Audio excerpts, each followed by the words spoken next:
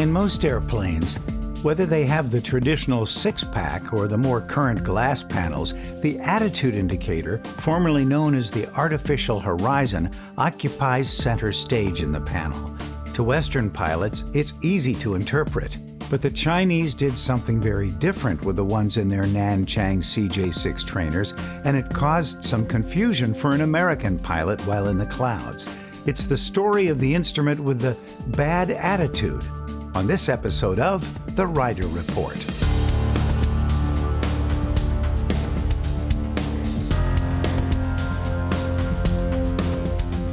Hello everyone, I'm Rob Ryder, and welcome to episode 7 of AvBrief's Rider Report podcast, brought to you by Avemco Insurance. Today I welcome one of the newest members of the AvBrief team to the podcast, former Flying Magazine editor-in-chief Julie Boatman. Her story took place in a 1950s designed Chinese trainer. The attitude indicators are quite different from planes made in the West. The colors are reversed. And Julie, a CFII, had to contend with that difference when she inadvertently went IMC. She'll tell us what happened right after this message from Avemco.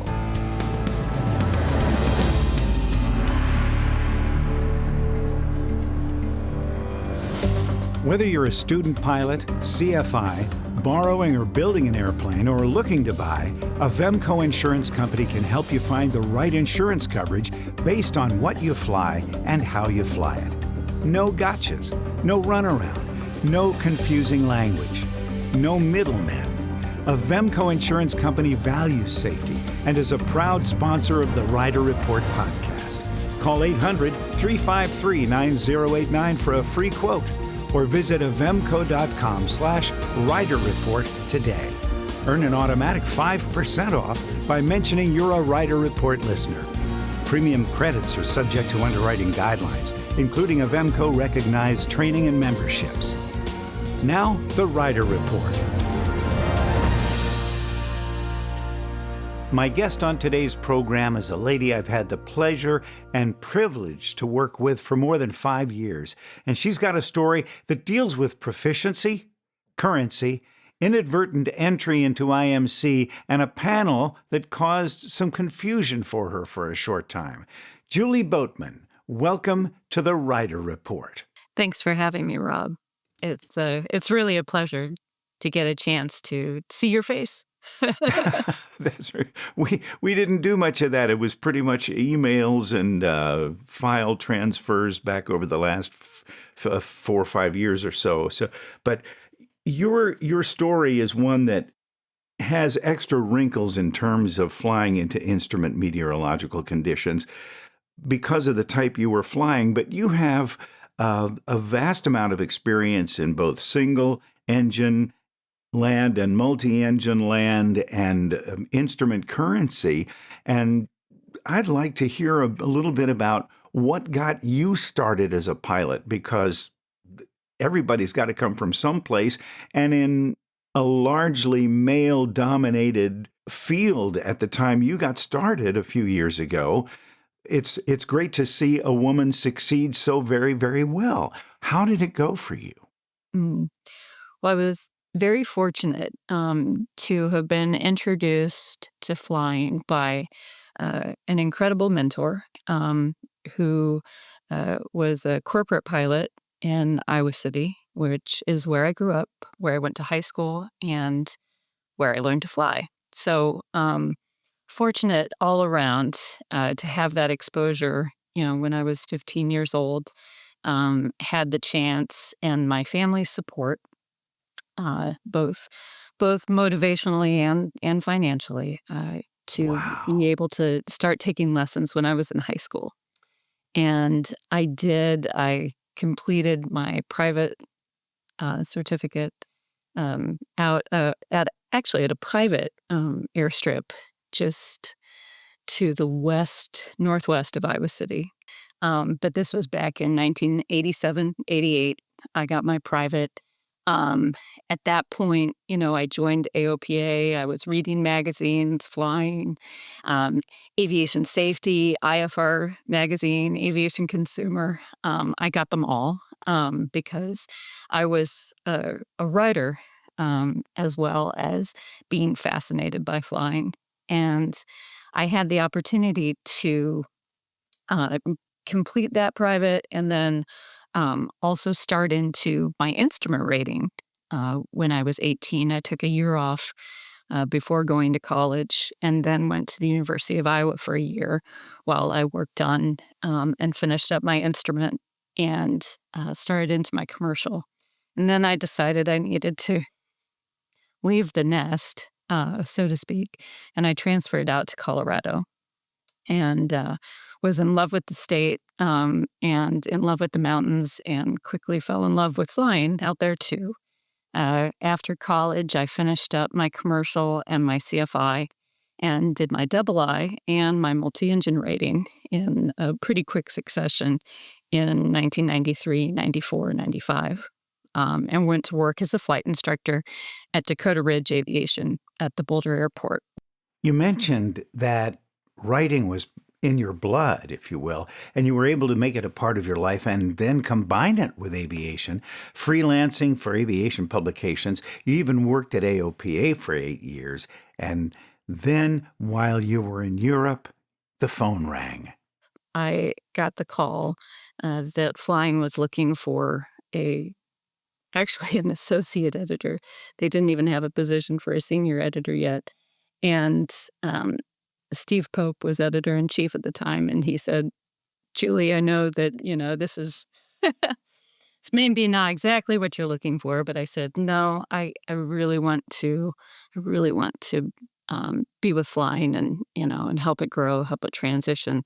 And it turned out that just a couple months later, he had departed, leaving the editor in chief position open, and I was able to step into it.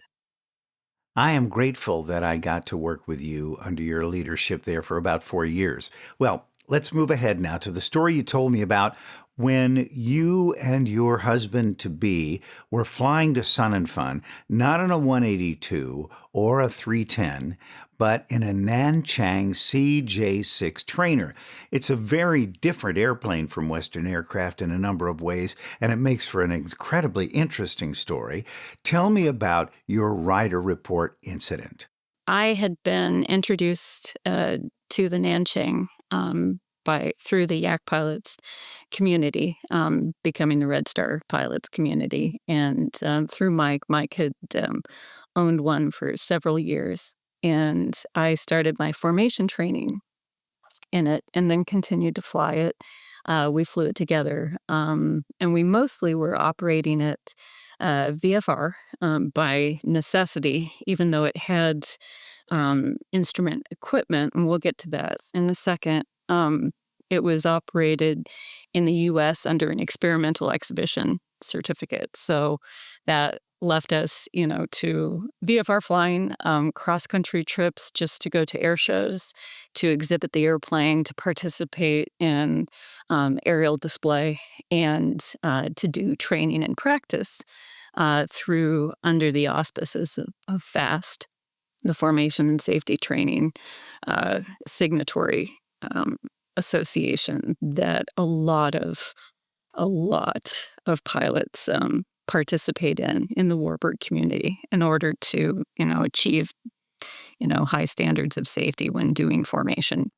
Hats off to all the men and women who fly those demonstrations at Oshkosh and at Sun and Fun when we've seen 30 or more airplanes all in formation when everyone knows what his or her out is and how to maintain position. And congratulations to all them and to you as well for your participation in that program. Yeah, so all of my flying at the time, and this was in 2004, so about 22 years ago. At the time, I was working for AOPA and flying a lot of different aircraft. I was instrument current in the Bonanza, the A36 that they had, and flew, I doing IPCs and stuff, colleagues in the Archer. So that was a lot of my instrument experience were in those single engine aircraft, which the Nanching is too, but it's very different. It's actually very easy to fly, very responsive, no bad habits. It's not twitchy. It's used as a primary trainer in China for But you do have to use left rudder on takeoff, do you not? You do, because the engine turns the wrong way. But it's surprisingly fast how intuitive that becomes. Because for pilots, the nose is going the wrong direction. Use the other pedal. I mean, so all Of right. course. So, but that's not the only things that are a transition. When those aircraft were imported into the United States, owners bought them for private use, like he did, and they do different levels of re-equipping the instrument panel because everything comes over in meters and kilometers per hour and millimeters of mercury Wow. on the gauges, and a lot of those were still in the original format. And so I just learned the numbers. Numbers are numbers, right? So we would set kilometers per hour, we'd set millimeters of mercury. We did have, and almost everybody does put in US altimeter because you can't function in US airspace. That's right.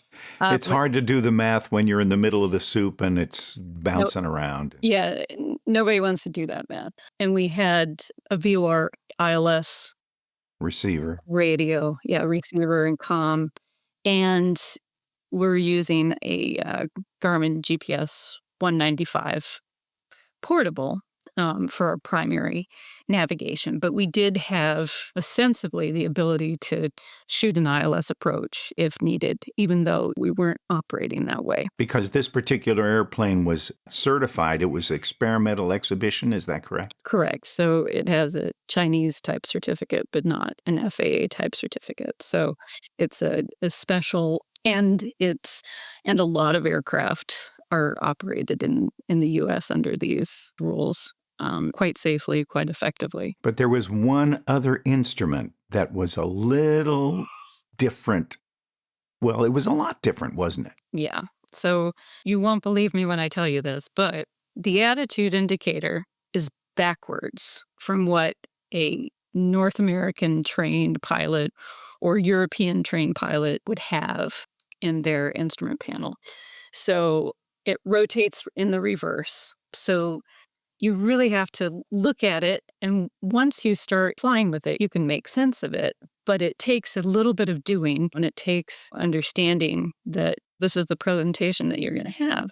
Was this a 3-hour learning curve or was it a 10-hour learning curve, Julie? I would say 10 for me. I think for an average pilot, I think there are probably people who pick it up faster. But given the laws of primacy, if you want to go back to that, it's difficult to overcome those kinds of things. And you see a similar thing sometimes when you're going from glass back to analog gauges. Steam gauges, yeah. Well, what happened on your flight? You and Mike, who was your fiance at the time, right? Yeah. You and Mike were going to go down to Sun and Fun and join up with the rest of the Red Star and the Yaks and the Nanchangs and enjoy Sun and Fun back in 2004. What happened on your flight? So, as was our practice for a long cross-country flight, we would fly about 2-hour legs based on the fuel availability for the airplane, VFR, and with various alternates picked out. And we're flying up and down the East Coast, which is kind of home territory, certainly, for both of us, and a well-beaten path, let's say. Sure. So we took off out of Frederick and flight planned the first fuel stop in Siler City, North Carolina, which was about 55 miles south of the Virginia-North Carolina border. And it had been stunning, beautiful, solid VFR all the way down to that border. And then there was a thin layer that was VFR underneath, and the layer was between 2,500, 4,000 feet when we came across the border. And so we were getting to the end of the 2-hour leg and had decided, yeah, we'll go ahead, we'll press on, we can be good. And it was good visibility underneath, 10 miles viz underneath. So we ducked under, and I was sitting in the front seat, and so operating as PIC. And We came into Styler City, normal traffic pattern, everything, and the ceiling was kind of scattered to broken when we landed, Still around 2,500? around 2,500. And so we got fuel, called up weather, and at that point, this is 20 years ago, so we're on the computer in the FBO. Oh, yeah, those were the days before our electronic flight bags and ForeFlight and the like. But this layer, was that still going to be an issue for you? This layer was going to be fairly persistent over the Carolinas. So again, it was my leg. I was working to build time in the airplane. And we taxied out, and it was still, layer was still apparently the same place, maybe down to 2,000, maybe gained a little raggedy, but still broken. We could see some really pretty good sized breaks in the overcast. So the plan was to take off and circle up and be VFR on top. And when we took off, I started circling up through what I thought was a really big hole, certainly big enough for the turn radius of the Nanching, which is not insignificant. On VFR, it's an aerobatic airplane, so but it's not very fast, right? So we're not talking about some huge turn radius. But if the top is 4,000, your bases are 2,500, it's 1,500 feet, it's not a big deal. But Right, we're climbing at 800 feet per minute easily, right? And could be even more, but that was operationally about what we practiced. And at about the second turn, I went into the clouds.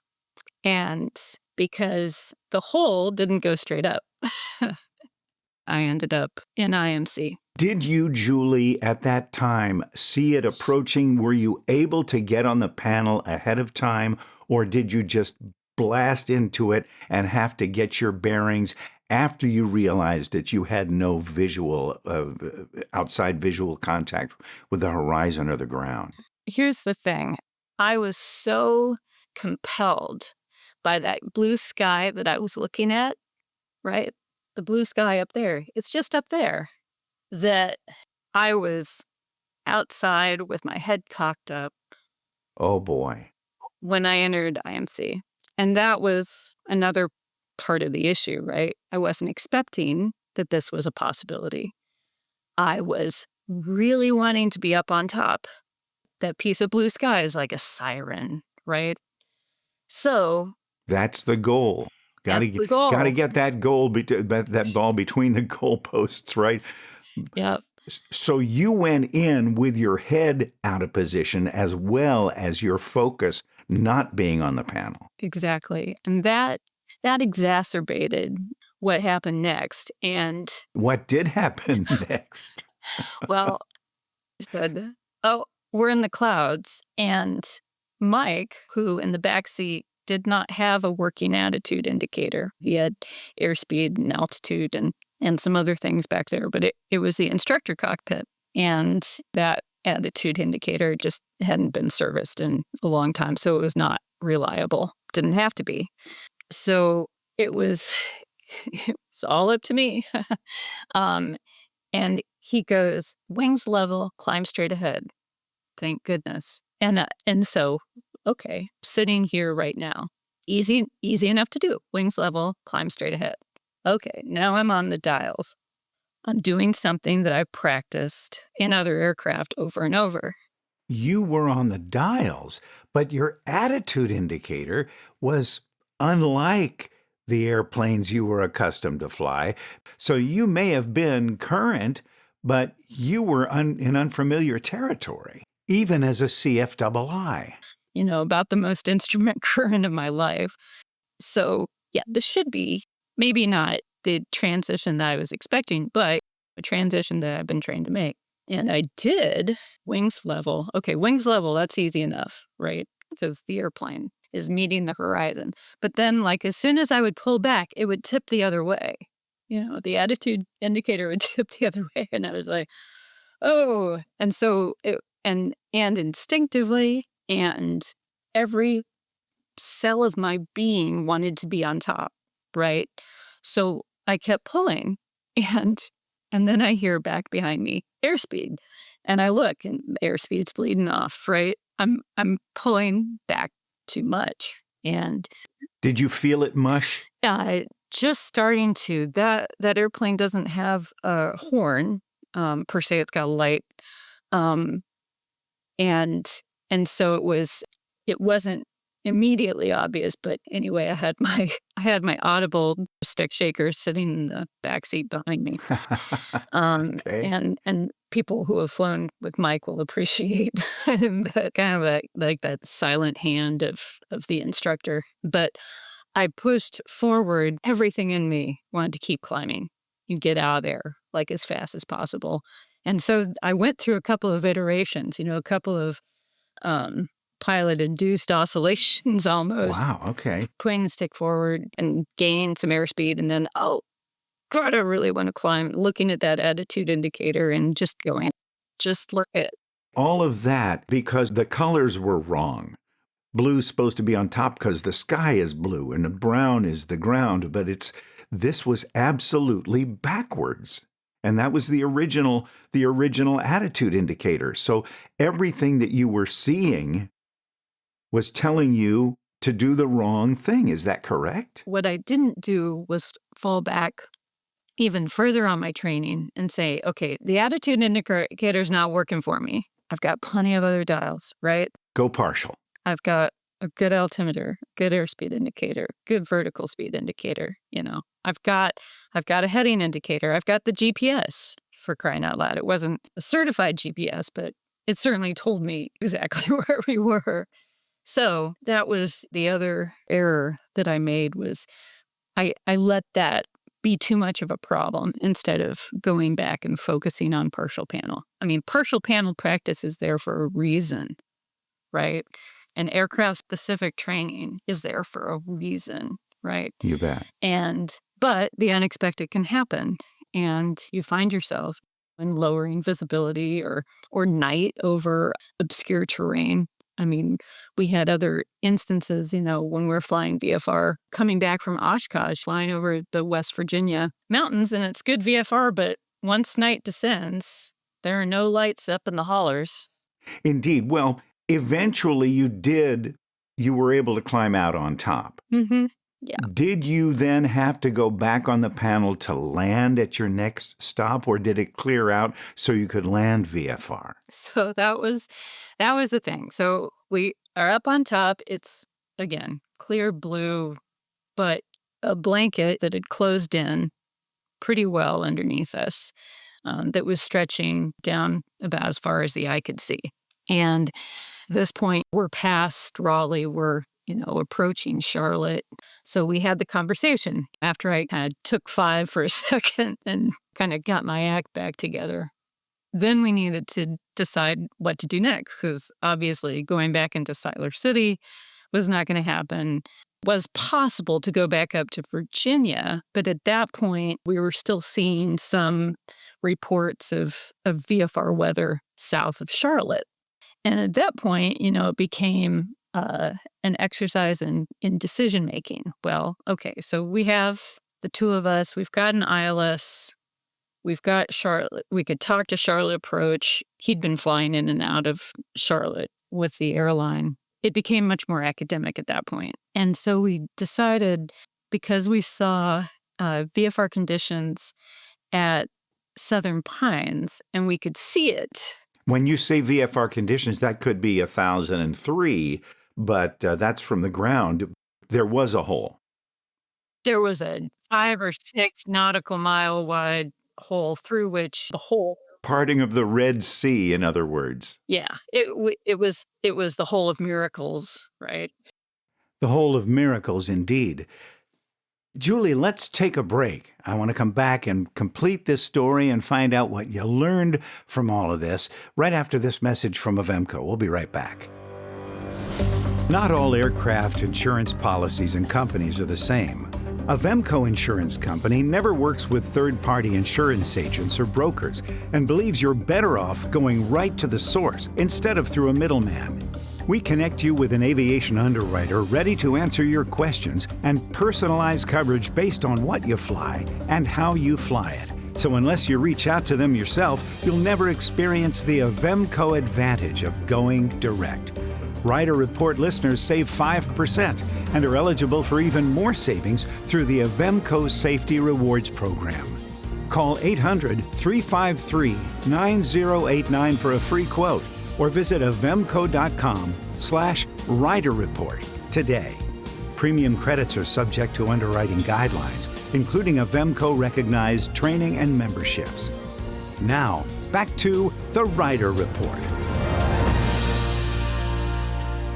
We're back with Julie Boatman, who, after finding herself in the clouds, inadvertently looked at the attitude indicator, and it was not like a typical Western Bloc instrument because blue was on the bottom and the brown was on the top, absolutely reversed.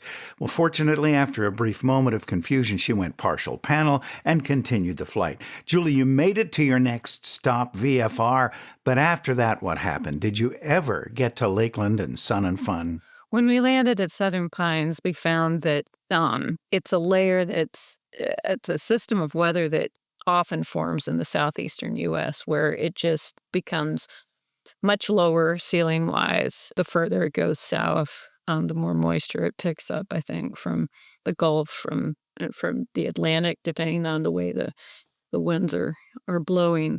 So we looked at the weather and determined that it wasn't going to happen. We couldn't go the rest of the way. And because of that, and because of limitations in our schedule, we were actually fairly tight, only able to go down to Lakeland for a couple days. So we decided that from Southern Pines, we would return via the airlines because we had the ability to non-rev.